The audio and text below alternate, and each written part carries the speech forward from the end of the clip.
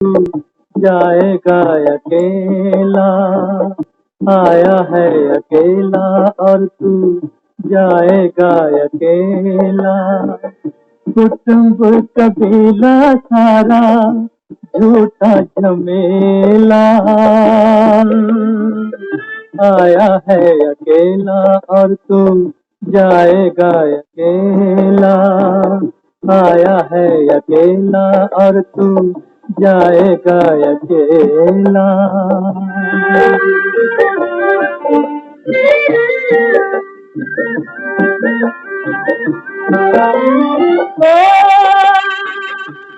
कोई आज गया,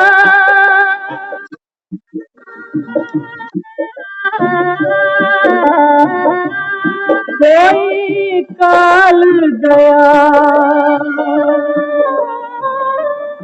कोई जाने वाला अभी अभी। कोई आज गया, कोई काल गया, कोई जाने वाला अभी अभी। यूं एक एक कर जाएंगे इस दुनिया के लोग सभी। दुनिया खिलौना जैसे बालिक का खेला। आया है अकेला और तू जाएगा अकेला। आया है अकेला और तू जाएगा अकेला।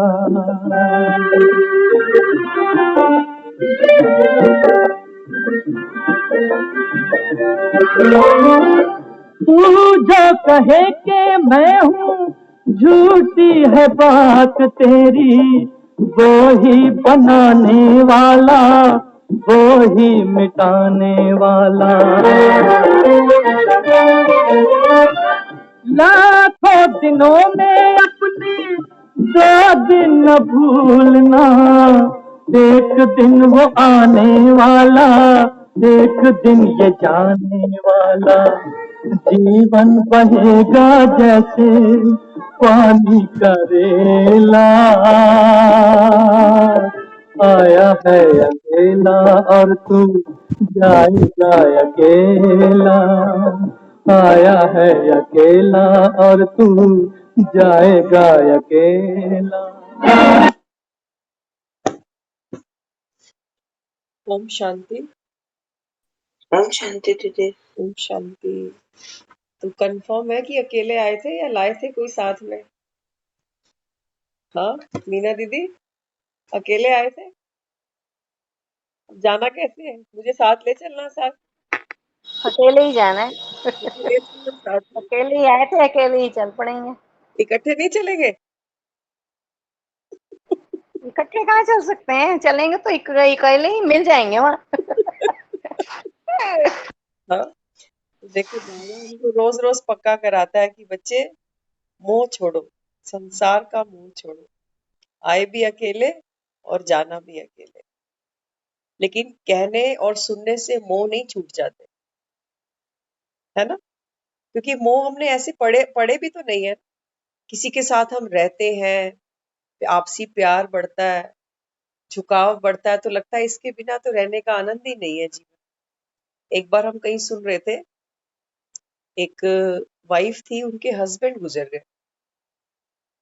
तो जिस गुरु के पास जाते आते थे ना, उनसे जाकर मिली। कहती जब से ये मेरे जीवन से गए हैं, तब से मेरा जीने का मन नहीं करता। अब आप बताओ मैं क्या करूं?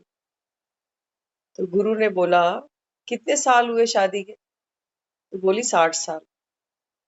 60 साल में उसने मुझको इतना कुछ दिया, ऐसे कोई सुख नहीं था जो मैंने सोचा और मुझको नहीं मिला। कहाँ कहाँ हम नहीं घूमने गए, कहाँ कहाँ भ्रमण हमने नहीं किया। तो गुरु ने उनको कोई झूठी तसल्ली नहीं दी। उनको बोला जब आपके जीवन में सुख था, तब आप कभी यहाँ नहीं आए कि इतना सुख है क्या करूं। लेकिन आज दुख आया तो फट से गुरु के पास आ गए कि बताओ दुख से पीछा कैसे छूटे। तो कहने का भाव क्या, कि जो सुख मिलता था संसार में, जो हमको सुख मिलता है ना, उसका कोई ना कोई निमित्त बनता है। या पति बना या पत्नी बनी या बच्चे बने या माँ बाप बने, हमको वो सुख प्यारा लगता है, और जिसके थ्रू मिलता है ऑब्वियस सी बात है उसकी भी आदत पड़ जाती है। तो गुरु ने उनको समझाया कि जीवन में जो सुख मिला ना, सुख मिला उसकी वजह से मिला, इसलिए आज कहते हो जीने का मन नहीं करता, लेकिन जीना तो है। आज दुख जीवन में आया है तो अपने हिस्से का दुख आपको उठाना पड़ेगा।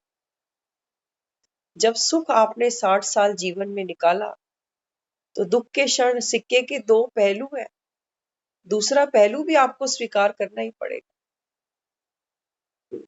तो गुरु की बात थोड़ी सी समझ में आई, बोली कि अब ये मेरे जीवन का अभी सेकंड चैप्टर शुरू हुआ है कि किसी सुख के बिना भी कैसे जीवन जिया जाएगा, अब मैं ये सीखूं। इसलिए बाबा भी हमको कहता है कि बच्चे अकेले का रास्ता है, अकेले का रास्ता है, सब छूटेगा, चाहे तुम कितने भी सुखी हो, चाहे तुम कितने भी दुखी हो। सुख भी शाश्वत नहीं है तो दुख भी शाश्वत नहीं है, परमानेंट कुछ भी नहीं है यहाँ पे। परमानेंट सिर्फ एक तुम खुद हो, साथ बने और साथ छूट भी जाए, है ना। तो आज की मुरली शुरू करते हैं। अभी मुरली का टाइटल है, आज की जो मुरली है ये प्रैक्टिकल यूज करने पर है, कैसे हम याद करें बाबा को और कैसे बाबा को याद करके हम गुण और शक्तियों की अपने अंदर अनुभूति कर सके, उसके ऊपर आज की मुरली। तो मुरली का टाइटल है, याद की शक्ति द्वारा सेकंड में मन बुद्धि को एकाग्र करना। याद की शक्ति द्वारा सेकंड में मन बुद्धि को एकाग्र करना और सेवा द्वारा खजानों को बढ़ाना, यह बैलेंस ही ब्लेसिंग का साधन है। क्या कहा बाबा ने? बाबा ने बोला बैलेंस बहुत जरूरी है जीवन में। कौन सा? एक तो बाबा कहता है याद करके बाबा से जो गुण और शक्तियां अपने भीतर लेते हो, बाबा कहता है सेवा के द्वारा इनको बढ़ाना भी है, इनको बाबा कहता है बढ़ाना भी है। डॉक्टर्स कहते हैं ना, सारा दिन खाते रहते हो, पचाते कैसे हो? हिला डुला करो, कोई व्यायाम करो, कोई एक्सरसाइज करो, नहीं तो बीमार हो जाओगे। बाबा भी कहता है, बाबा कहता है बाप से तो लेते जा रहे हो, कहीं खर्च करते हो, कोई व्यायाम करते हो, कहीं लेना देना करते हो। तो बाबा कहता है जब ये बैलेंस बनाओगे खाने का और डाइजेस्ट करने का, तब बाबा कहता है ये तुम्हारे जीवन में ब्लेसिंग बन जाएगी। बैलेंस नहीं है, खाए जा रहे हैं, खाए जा रहे हैं। बाबा कहता है फिर दुखी हो पड़ोगे, क्योंकि देना बहुत जरूरी है। बाबा कहता है आध्यात्म जगत में लेना ही, बाबा कहता है देना है, और देना ही लेना है। हाँ, तो बाबा कहता है दोनों चीजें पैरेलल चले, यही बाबा कहता है बाप की ओर से आपको ब्लेसिंग है। तो बाबा समझाते हैं याद से जो शक्तियां व गुणों की प्राप्ति होती है वो सेवा द्वारा औरों को देना है। कभी सेवा ज्यादा तो योग कम, और कभी योग कम तो सेवा ज्यादा, ये तो नहीं होता। बाबा कहता है बैलेंस तो बनाना आता है ना, ऐसा तो नहीं कि सारा दिन में एक ही रोटी खाई और काम करा 10 लोगों का। बाबा कहता है दुखी हो जाओगे। और ऐसा भी नहीं करना कि 10 लोगों की रोटी खाओ और काम एक आदमी का भी नहीं करो। हम सबको पता है ना हमारी डाइट क्या है, इतनी रोटी हम खाते हैं, इससे ज्यादा हम नहीं खा सकते। और हमारा काम भी क्या है वो भी हमको पता है ना। तो दोनों चीजें जरूरी है ना। पहले हम शरीर में एनर्जी डालते हैं खाने के द्वारा, फिर सारा दिन काम करते रहते हैं। बीच बीच में एनर्जी डाउन होती है, फिर बीच बीच में कभी पानी लिया, चाय ली, कॉफी ली, है ना। और काम तो करते ही जाते हैं सारा दिन, क्योंकि कर्म तो करना ही है। तो बाबा यहाँ समझाते हैं सेवा में होशियार हो या याद में। बाबा कहता है खाने पीने में ही चुस्त हो, या फिर बाबा कहता है सेवा में ही बिजी रहते हो। कई लोगों को हम देखते हैं, बचपन से देखा, तो घर का सारा काम, किचन का, कपड़े, सफाई, खाना, सब करते करते दोपहर को 2 बज जाएंगे, लेकिन एक कप चाय नहीं। सब कुछ करके फिर नहा के फिर राम जाने वो चाय होती है कि फिर वो लंच होता है। तो क्या किया? सेवा में ही बिजी है, खाने की भी फुर्सत नहीं। तो बाबा कहता है ये भी दुखदाई है, बैलेंस बनाना चाहिए। तो सबसे पहले लोग क्या करते हैं, उठकर पाठ पूजा करते हैं ना। खाने से भी पहले लोग पाठ पूजा करते हैं। क्यों? क्योंकि भूख तो इसको भी लगती है। मन तो हमारा भी दुखी होता है, कभी कभी तनाव होते हैं, कभी कभी बोझ होते हैं मन के ऊपर। तो इतनी समझ मन को भी है कि चलो पाठ पूजा कर लेता हूँ थोड़ी सी देर, ताकि मन को थोड़ी शांति मिलेगी। मन के बाद फिर तन का नंबर आएगा। और हमारे केस में क्या होता है, हमारे केस में 23 घंटे तन का नंबर आता है, रात को 9 बजे मन का नंबर आता है। हाँ, डॉक्टर भी कहते हैं रात को खाना खा के सो नहीं, और हम क्या करते हैं, रात को खाना खाते हैं, खा के सो जाते हैं। इसलिए बाबा कहता है देखो भक्ति में भी ना अमृत वेले का महत्व है। सुबह सुबह घर में पाठ पूजा होती है, साफ सफाई होती है, स्नान इत्यादि होता है। हाँ, लेकिन बाबा कहता है चलो जिनकी मजबूरी है कम से कम नाइट क्लास तो करो। कईयों का होता है, शेड्यूल ऐसा बना हुआ है, जीवन की शैली ऐसी बनी है कि रात का समय ही मिल पाता। बाबा कहते हैं बच्चे तू खाना तो खा, एक समय खा, रात को खा, दिन में खा, लेकिन भूखा मत रहा, क्योंकि बाप आया हुआ है। इसलिए बाबा हमको समझाते हैं कि सेवा में होशियार हो, या बाबा कहता है याद में, दोनों का बैलेंस होना चाहिए। बाबा कहता है दोनों का बैलेंस हो। ये नहीं कि जब हम सेवा कर रहे हैं तो हमको बाप भूला हुआ है, और जब बाप को याद कर रहे हैं तो सेवाओं से कोई मतलब नहीं। ऐसा तो नहीं होता ना। कई बार आप देखो हमारे घर में क्या होता है, एक मदर खाना खाते खाते भी बच्चे ने एक रोटी मांग ली तो वो वहीं छोड़ के उसकी रोटी बनाने चली जाती है। क्या कर रही है? सेवा और याद इकट्ठे चल रही है उसकी। वो बच्चे को कभी ये नहीं कहती कि ये मेरे खाने का समय है, तेरे को अभी रोटी नहीं मिलेगी, पहले मुझे खाने दे, बाद में दूंगी तुझे। इम्पोर्टेंस समझी ना, सेवा की भी समझी, अपनी जिम्मेवारी समझी, और बहुत प्यार से निभाई, दुखी होकर नहीं निभाई। कई बार तो अपनी थाली से ही रोटी दे देती है कि तू खा ले, मुझे तो भूख नहीं। देखो इतना भी करती है। अगर सपोज आटा नहीं पड़ा हुआ, वो अपनी थाली से ही फुल्का दे देगी, कहेगी तू ले ले, वैसे भी मेरा मन नहीं है, पेट भर गया अभी। बच्चा कितना भी कहता रहे नहीं मम्मी आप खाओ खाओ, कहेगी नहीं मुझे नहीं खाना। तो बाबा कहते हैं यहाँ तो दधीची हो, यहाँ तो बाबा कहता है मुझे सिखलाने की जरूरत नहीं। लेकिन बाबा कहता है जब बाप की बारी आती है तो बच्चे कहते हैं बाबा हमारी तो हड्डियां जवाब दे गई अभी। हाँ, ये तो शुक्र करो वो निराकार है, कुछ खाता पीता नहीं, बीमार नहीं पड़ता, नहीं तो कितनी सेवा हमको करनी पड़ जाती, उसकी करनी पड़ती नहीं करती। हाँ, आज बुजुर्गों को देखो कितनी सेवा की जरूरत पड़ती है। तो बाबा कहता है बच्चे मैं तो तुमसे रोटी नहीं मांगता, धुले हुए कपड़े नहीं मांगता, मेरे बर्तन कभी जूठे नहीं होते, ना मैं तुमसे 2 टुकड़ रोटी मांगता हूँ। लेकिन बाबा कहता है मेरी बस एक ही सेवा है, एक ही सेवा है मेरी। बाबा कहता है मन मना भाव, हर कर्म करते बाबा कहता है मुझे याद रखो, कर्म में नहीं डूबो। कर्म तो बाबा कहता है बहाना है बाप को याद करने का, इससे ज्यादा कुछ भी नहीं है। क्योंकि दुनिया में आए हो कर्म तो करोगे ही ना। बाबा कहता है ये तो सिर्फ एक बहाना है, कर्म करते बाबा कहता है मुझे याद करो। हम्म? तो कोई भी वायुमंडल के बीच अपने मन को, बुद्धि को कितने समय में एकाग्र कर सकते हो? हम रोज बाबा को याद करते हैं, और याद करने से हमारी शक्ति बढ़ रही है या घट रही है, ये कैसे चेक करें? अब देखो बाबा ने युक्ति बताई। बाबा कहता है बच्चे कैसे भी वायुमंडल में आप बैठे हो, किसी भी स्थान पर बैठे हो, बाबा कहता है ये चेक करो, अगर मन को ब्रेक लगाना चाहो, जैसे एक गाड़ी में ब्रेक लगती है ना, तो ड्राइवर जब ब्रेक देता है गाड़ी में तो गाड़ी वहां रुक जाती है। ऐसे ही बाबा कहता है बच्चे ये चेक करो, जब मन को ब्रेक देते हो तो मन रुक जाता है व्यर्थ के संकल्पों से, या नहीं रुकता? या बाबा कहता है ब्रेक अभी लगा रहे हो और ब्रेक लगेगी 2 घंटे बाद जाके। बाबा कहता है ये शक्ति है आपके पास। बाबा कहता है ये पहली शक्ति, हमको मन की शक्ति देना, मन पर जय करे। बाबा कहता है ये पहली शक्ति है। बाप को याद तो करते हो, कहते हैं कि बाबा हम तो आपको रोज याद करते हैं। हाँ, तो बाबा कहता है पहली शक्ति ये मिली आपको कि जब चाहा मन को जहां मोड़ना चाहा मोड़ देंगे। दुनिया व्यर्थ की बातें कर रही है, लेकिन आप अपनी गाड़ी राइट या लेफ्ट घुमा सकते हो, या आप कहेंगे बाबा क्या करें, स्टेयरिंग ही मेरे हाथ में नहीं है, कोई आके कहीं भी घुमा देता है मेरे मन को। बाबा कहता है ये शक्ति को चेक करो।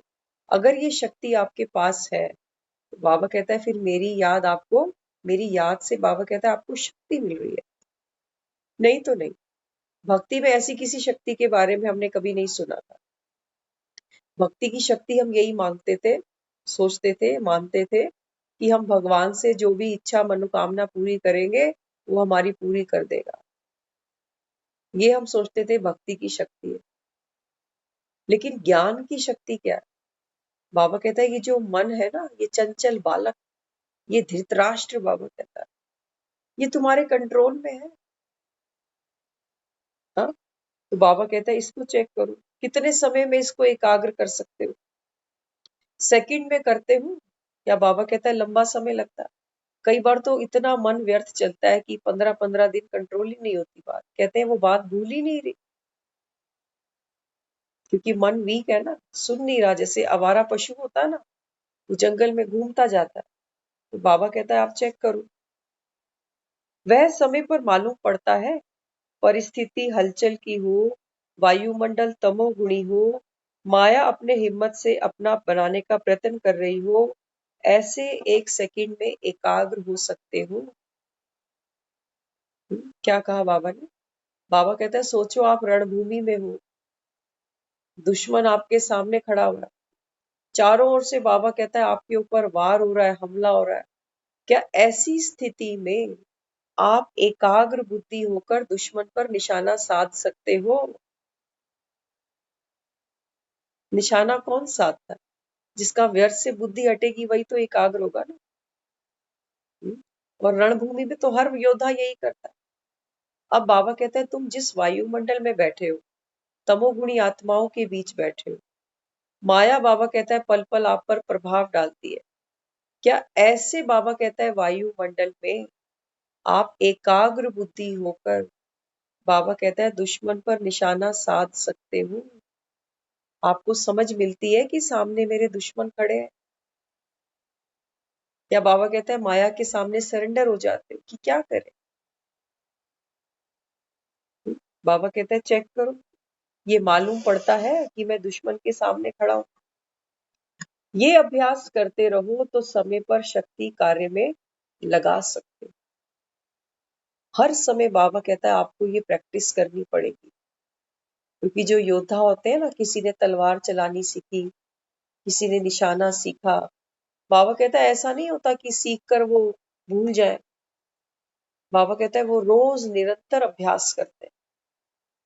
किसी ने तलवार चलानी सीखी तो तलवार से बाबा कहता है वो रोज अभ्यास करेगा, नहीं तो भूल जाएगा। प्रैक्टिस छूटी तो बाबा कहता है जो आपने महारत हासिल किया था वो भूल गया। ऐसे ही बाबा कहता है बच्चे, ये जो आपको सहयोग मिल रहा है ना अभी माया की तरफ से, दूसरी आत्माओं की तरफ से, बाबा कहता है ये सब आपके सहयोगी हैं। ये आपको पल पल याद दिलाते हैं कि आप थोड़े अलग हो। अभी आप संगम पर चले गए, हम अभी कलयुग में बैठे, तो आओ सामना करो हमसे। या बाबा कहता है तुम संगम छोड़ के कलयुग में ही घुस जाते हो। याद रहता है तुमको कि हम रूहानी योद्धा है, रूहानी स्टूडेंट है, रूहानी बाप के रूहानी बच्चे हैं। बाबा कहता है याद रहता है, चेक करो। ऐसी कंट्रोलिंग पावर हो तो ऐसी शक्तिशाली आत्मा कभी भी संकल्प भी नहीं लाएगी कि चाहते तो नहीं लेकिन हो गया। बाबा कहता है ऐसी जिसके पास कंट्रोलिंग पावर आ गई, वो आत्मा बाबा कहता है कभी एक्सक्यूज नहीं दे सकती कि मैं चाहती तो नहीं थी लेकिन हो गया। बाबा कहता है आपके पास पावर, हाँ, आगे फिर समझाया, क्योंकि समय पर शक्ति काम ना आए तो पश्चाताप करना पड़ता। बाबा कहते हैं गलती तो हो गई, अब तुमको पता चल रहा है ना कि पाप कर्म क्या होते हैं और पुण्य कर्म क्या होते हैं। हाँ? बाबा कहते हैं जब किसी दूसरी आत्मा के साथ संस्कारों का टकराव करके आते हो तो पछताते तो हो ना बाद में। बाप तो मना करता है कि व्यर्थ को देखो नहीं, किसी का अवगुण देखो ही नहीं। तो बाबा कहता है अगर शक्ति समय पर काम नहीं लाए तो फिर पछताते हो। शक्ति तो थी ना, बाबा ने दी थी हमको शक्ति। हाँ? बाबा कहता है स्वदर्शन चक्र कहाँ गया तुम्हारा, गिरा दिया ना। बाबा कहता है जब तुम स्वदर्शन चक्र चलाते हो ना, कोई भी माया का प्रभाव, किसी भी आत्मा के संस्कार स्वभाव, बाबा कहते हैं ये आपसे टकरा नहीं सकते। तो स्वदर्शन चक्र कहाँ गुम किया, भूल बैठे ना। क्योंकि बाबा कहते हैं स्वदर्शन चक्र चलाने के लिए एक बाप की याद तो हो, तो एक उंगली पे चलता है ना सुदर्शन चक्र। बाबा कहता है कहाँ है तुम्हारे पास, फिर पछताते हो। एक बाप ही संसार बन गया, कोई आकर्षण नहीं, कोई कर्म बंधन नहीं। बाबा कहता है बच्चे गाते हो ना गाना, बाबा ही संसार मेरा, दुनिया मेरी वो ही, मेरे तो शिव बाबा एक, दूसरों ना कोई। तो बाबा कहता है जब बाप ही तुम्हारा संसार बन गया तो बुद्धि कहीं भागेगी, गांधारी कहीं भागेगी। हम्म? तो बाबा कहता है कोई संसार का आकर्षण नहीं, कोई भी कर्म का बंधन नहीं, क्योंकि गांधारी ने पट्टी खोल दी, समझ मिल गई उसको। हम्म? तो बाबा समझाते हैं क्रोध आता है तो इसका अर्थ है कर्म का बंधन अभी है। हम्म? बाबा कहता है बच्चे अगर क्रोध आता है अभी भी, अगर मुख से नहीं भी करते, भीतर भीतर बाबा कहता है संकल्प चलते हैं, इसका मतलब कर्म का अभी बंधन है। इसको बाबा ने कर्म का बंधन क्यों कहा, हम्म? एक बार समझते हैं। देखो हमारे सामने जब कोई चिल्लाता है, गुस्सा करता है, हाइपर हो जाता है, उस समय हम क्या करते हैं। अगर हम कर्म के बंधन में है तो जिस एनर्जी में सामने वाली आत्मा है उसी एनर्जी फ्लो में हमको आना पड़ता है। ये है कर्म का बंधन, कि किसी ने खींचा और हम फिसल गए, हमारा अपने ऊपर कंट्रोल ही नहीं था। हम्म? हाँ, तो बाबा कहता है क्या करते हो, अभी टीवी के सामने बैठते हैं ना, कोई हंसने का सीन आता है तो हंस पड़ते हैं, रोने का सीन आता है तो रो पड़ते हैं। कहते हैं जैसा सीन देखा वैसा मन का भाव जागृत हो गया, यही तो करते हैं। हाँ? तो बाबा हमको यहाँ क्या समझाता है, बाबा कहता है अगर क्रोध आया, माना सामने से किसी ने क्रोध किया और आपको भी आया, बाबा कहता है ये तो कर्म का बंधन है। अब कर्म का बंधन कटे कैसे, इसको संबंध कैसे बना, कर्म का संबंध। बाबा कहता है कर्म तो तुमको करना पड़ेगा। सोचो सामने से कोई गुस्सा कर रहा है तो कुछ तो हमको करना पड़ेगा ना, एक्शन करे कि रिएक्शन करे। बस ये दो चॉइस है हमारे पास। आज तक हम रिएक्शन ही करते आ रहे हैं। कि जैसे उसने गुस्से से बात करी हमने भी कर दी, उसने रिस्पेक्ट दी तो हमने भी दे दी, उसने राम राम करी तो मैंने भी कर दी, उसने बर्थडे विश नहीं किया तो मैंने भी नहीं किया। ये है कर्म का बंधन, कि सामने वाला जैसे चल रहा है हम उसको देख के वैसे ही चले। ऐसे ही कलयुग बढ़ता चला गया, देख देख के, कहते हैं ना खरबूजे को देख के खरबूजे ने रंग बदला। अब बाबा कहता है सतयुग चलाना क्या बड़ी बात है, एक अच्छा करेगा, बाबा कहता है देख के दुनिया कर जाएगी और करती जा भी रही है। आंखें खोलो, बाबा कहता है गांधारी बनकर अब नहीं बैठो। बाबा कहता है 63 जन्म बुद्धि पे तुम्हारी पट्टी बंधी ही पड़ी थी, अब तो बाबा कहता है आंखें खोलो। तो ये ज्ञान का तीसरा नेत्र खोलो। अब बाबा कहता है चूज करो कि सामने से कोई तुमको गुस्सा कर रहा है, अब क्या करना है। अगर बाबा कहता है आप आत्मा इस समय स्वमान में हो, राजा हो, तो राजा की इच्छा है कुछ भी करे। राजा कोई बंधा हुआ थोड़ी है कि सामने से कोई गुस्सा कर रहा है तो राजा को भी करना पड़ेगा। हम्म? राजा का स्वभाव क्या है, शालीनता। तो बाबा कहता है कोई तुमको गुस्सा करे, बाबा कहता है क्या तुम संकल्प से, मनसा से उसकी सेवा कर सकते हो। बाबा कहता है वो तो भूतों के वश में है, और जो भूतों के वश होता है उसमें तो झाड़ फूक कराते हैं लोग। हम्म? तुम कौन बन गए, बाबा कहता है। हाँ, बाबा कहता है आप वो आत्मा बने जो दूसरी आत्माओं को भी कर्म के बंधन से मुक्त कराने वाली हो।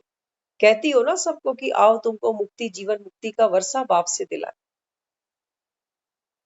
तो बाबा कहता है मुक्ति सिर्फ ये नहीं है कि मरजीवा बनो। हर आत्मा इतना पुरुषार्थ नहीं कर सकती, हर आत्मा ज्ञान नहीं सुन सकती, हर आत्मा ज्ञान को सुनकर 100% जीवन में धारण भी नहीं कर सकती। हर एक आत्मा अपने कर्म के बंधन से निवृत्ति नहीं पा सकती चाह कर भी। वो सोचते तो बेचारे बहुत कुछ है कि हम नहीं करेंगे, नहीं करेंगे, लेकिन जब मुसीबत सर पे आती है तो कहते क्या करें, पुरानी आदत है, ये नहीं सुधरती। तो बाबा कहता है आप कौन हो, आप पूर्वज आत्माएं हो ना। बाबा कहता है आप करके दे दो, किसी को करके दे दो। बाबा कहता है तुम्हारी स्थिति कर जाएगी, तुम्हारी स्थिति सेवा करेगी।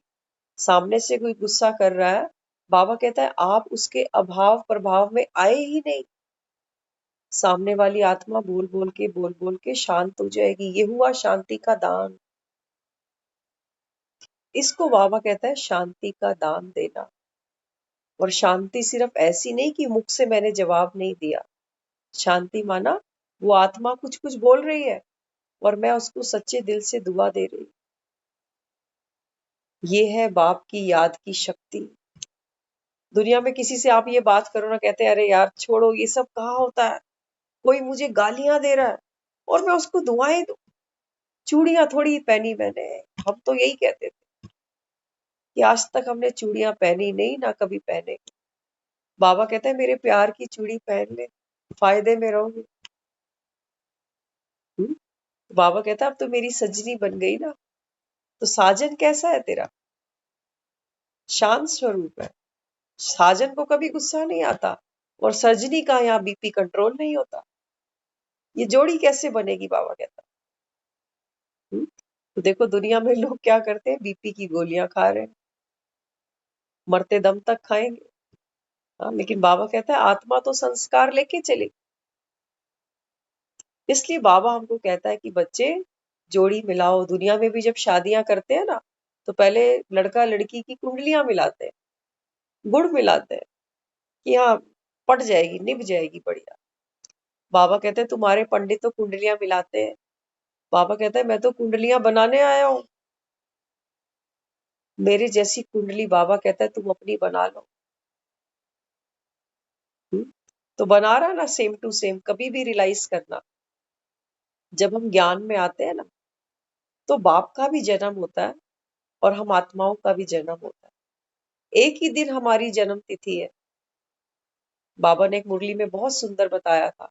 बाबा कहता है बच्चे मेरी जन्म और तुम्हारी जन्म, हाँ बाबा कहता है तिथि भी सेम, साया भी सेम, भाग्य भी सेम, सब कुछ सेम टू सेम है।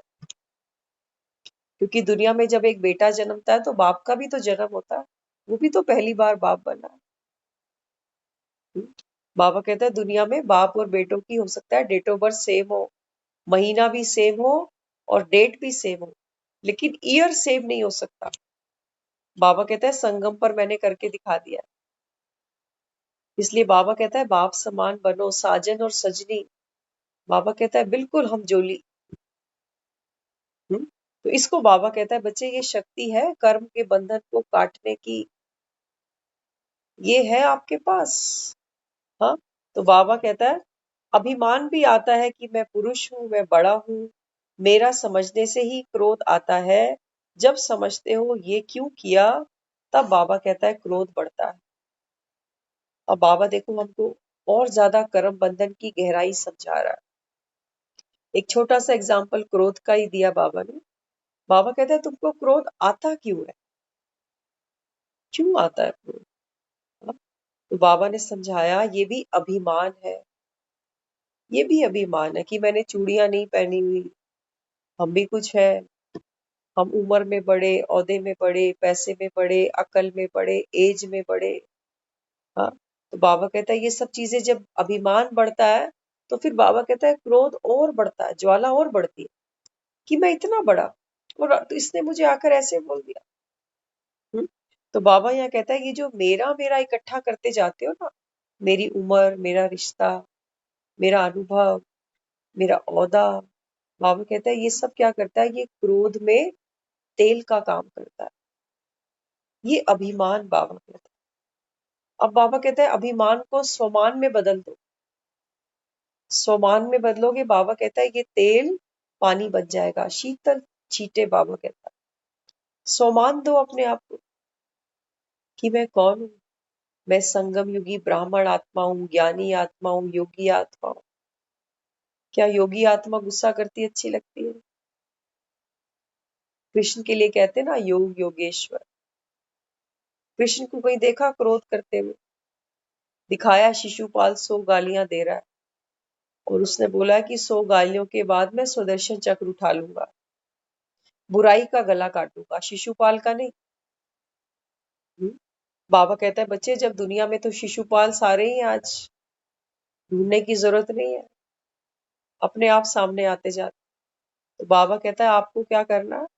बाबा कहता है बच्चे, आत्मचिंतन करो, स्वदर्शन चक्र घुमाओ, बुराई का गला काट दो। लड़ाई झगड़े हम सबने किए हुए हैं, ऊंचा भी हम सबने बोला है, गुस्सा भी हम सभी ने किया हुआ है, कोई हमारे लिए नई बात नहीं है। एक बार जाओ पुरानी स्मृतियों में, कितनी देर हम किसी के साथ चिल्ला सके, कितनी ऊंची वॉल्यूम पर हम किसी के साथ बात कर सके, कितनी देर, याद करो। मुझे तो लगता है जहां तक अपनी पोजीशन है, हाइपर तो बहुत होते हैं, जब मुंह से बात नहीं संभलती तो फिर हाथ पे उठा लेते हैं। फिर कई बार लोग कचहरी, पुलिस, धक्के, ये वो सब भी कराते हैं। लेकिन बाबा कहता है बच्चे आप चेक करो, ये सब नेगेटिव एनर्जी है। बाबा ने कल भी बोला ना, जोश आता है कितनी देर के लिए। बाबा कहते हैं जोश आएगा और जाएगा, क्रोध आएगा और जाएगा। बाबा कहता है ये सब नेगेटिव एनर्जी है। बाबा कहता है ये ज्यादा देर टिक नहीं सकती।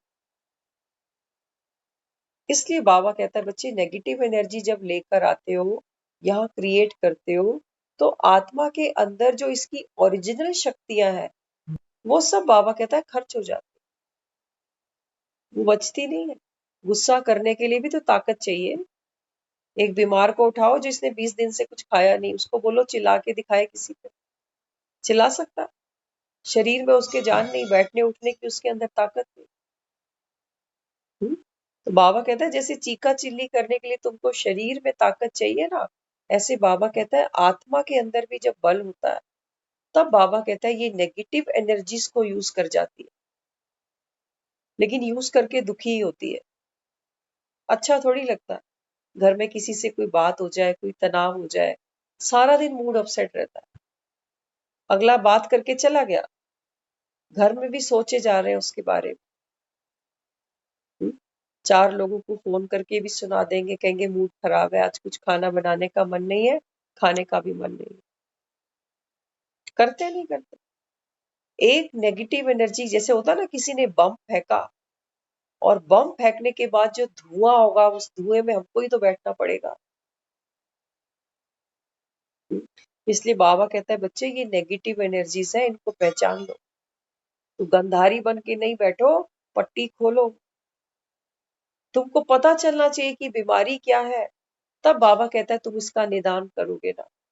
आज गुस्से को तो कोई बीमारी मानता ही नहीं, पावर समझते हैं लोग। तो बाबा कहते हैं बच्चे, आज तो कितने वीक हो, कोई भी आके रिमोट दबाता है तो तैयार ही होते हो।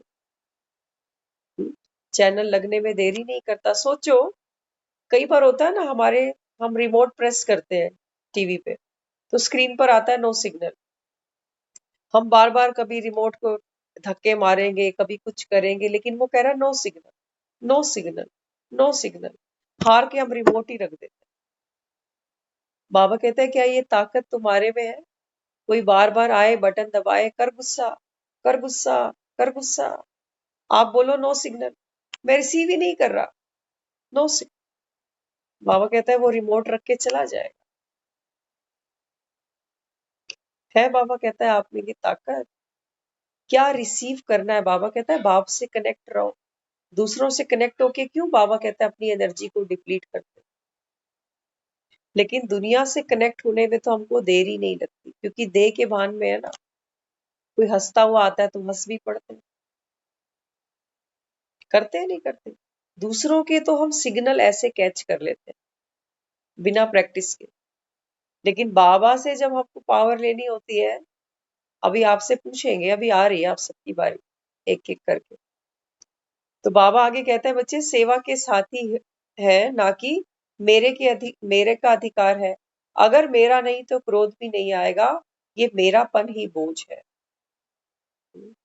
बाबा कहता है जब ये क्रोध आता है ना, रास्ते से गुजरो, कितने लोग क्या क्या करते जा रहे हैं, हम देखकर नोटिस करते हैं, लेकिन वो बात हम दिल पर लेकर नहीं आते। लेकिन जब हमारे घर में कोई छोटी मोटी बात भी हो जाती है, तो उसको हम नोटिस भी करते हैं, रिएक्ट भी करते हैं, दुखी भी होते हैं, मनन चिंतन भी करते हैं, सब कुछ करते हैं। तो बाबा कहता है ये मेरापन क्या करता है, ये बोझ क्रिएट करता है कि मेरे बच्चे ने ये किया, मेरे बच्चे ने। तो बाबा कहता है ये क्या है, ये बोझ है। तो आज की मुरली बाबा हमको यही समझाता है कि याद की शक्ति से जो पावर हम बाबा से लेते हैं, उसको सही समय पे बाबा कहता है यूज नहीं कर पाते हो, तो बाबा कहता है फिर पछताना पड़ता है। इसलिए समय पे शक्तियों को यूज करो। मन को जब ब्रेक देना चाहो, मन को ब्रेक लग जाए। बुद्धि को जहां एकाग्र करना चाहो, बाबा कहता है ये बुद्धि वहां एकाग्र हो जाए। तो दूसरा क्या क्रिएट करता है, बाबा कहता है वो उसका कर्म है। लेकिन उसके कर्म के बंधन में बाबा कहता है आप नहीं फंसो, आप अपना खुद का कर्म करो। बाबा कहता है ये पावर अभी आपके पास है। तो दुखी नहीं हो कि दुनिया में तो लोग ही ऐसे हैं, माहौल ही ऐसा है, करें क्या। बाबा कहते हैं नहीं, आपके पास पावर है, मन की पावर है, बुद्धि की पावर है। जो संकल्प करो, बाबा कहता है उसके ऊपर फिर मनन चिंतन करके उसको कर्म में लेके आओ। तो ये आज की मुरली थी। अभी आप सब अभी क्लास में जो जो बैठे हैं, आप सब एक एक बार बताना। कोई 6 महीने से ज्ञान सुन रहा है, कोई 1 साल से सुन रहा है, एक एक बस बाबा की टचिंग हुई है अभी, एक एक बताना वन बाय वन कि जब बाबा को याद करते हो तो कैसे करते हो। ये जो बता दोगे ना, ये आपको बहुत हेल्प मिलने वाली है। कल की मुरली में हम इस पे ही बात करेंगे, लेकिन अभी आपको बताना पड़ेगा। बाबा को समझ में आएगा कि बच्चों की पोजीशन क्या है अभी, बाप को ये क्या समझते हैं, कैसे मुझको याद करते हैं, कैसे सिग्नल रिसीव करते हैं। तो ज्यादा नहीं, बस एक एक बारी थोड़ा सा आपको ये बताना है अभी कि जब हम बाबा को सारा दिन में याद करते हैं तो कैसे याद करते हैं। ठीक है, अभी शुरू करते हैं।